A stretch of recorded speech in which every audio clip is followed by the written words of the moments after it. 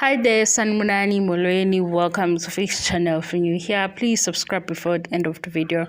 If you're returning, thank you for love and support. I appreciate you. Sorry, Simple. Sithi here isisho izinkunzi ezimbili azibusi esibayeni esisodwa. Azibusi mhlawumbe ngizothi yes, kodwa ziyakwazi ukuhlala esibayeni esisodwa kuyenzeka. Mhlawumbe kuba ukuthi ke le enye inkunzi ihlonipha le enye, kodwa nakhona futhi ukuhlonipha kwesinye isikhathi angeke kube ukuthi ingoba ibona ukuthi loyana upowerful loyana unamandla. Mhlawumbe ukuze kube nokuthula, ukuze kuqhubekeke phambili, omunye fanele ashone phansi, fanele ligobe uphondo.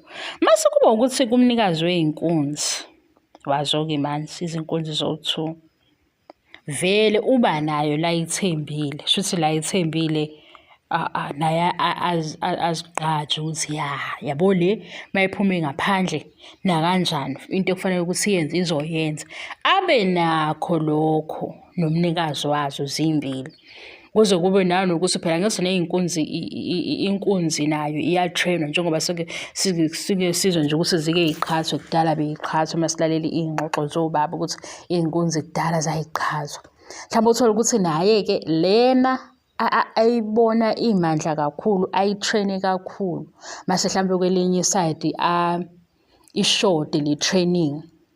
Kube khona-ke futhi nanokuthi mase uyitraina ngendlela eyodwa, mhlawumbe aqinise entweni eyodwa enye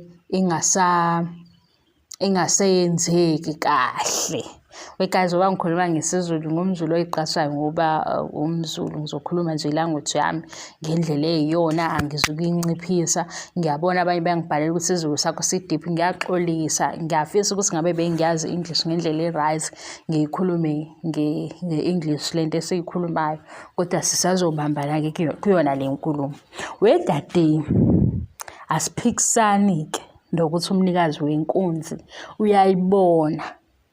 Inkinga manje ile part yemfundiso abantu ababonayo ukuthi ayikho or kusele, because inhlonipho ihamba ibanga elide.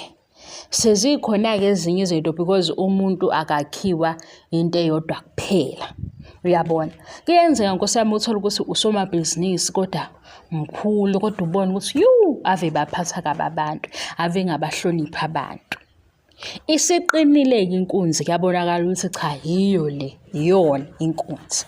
Inhlonipho, ngoba okokuqala uma uzophatha abantu inhlonipho ayihambi phambili.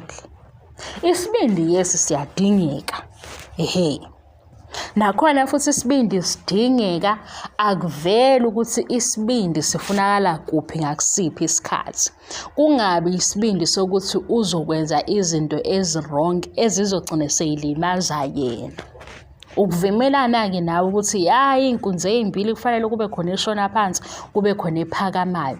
Kuyenzeka-ke mhlawumbe nalo munye ushona phansi ngenxa yokuthi kufanele kube nokuthula, kufanele kuqhubekeke kuye phambili. Uthole ukuthi mhlawumbe omunye ugcina esengayibangi neposition yakhe nomunye ngoba ezazi ukuthi vele le position eyami, kodwa ukuze ubani abe right angimnike le position or angimnyeke kube kanje ukuze kuzofanishineka kuyiwe phambili.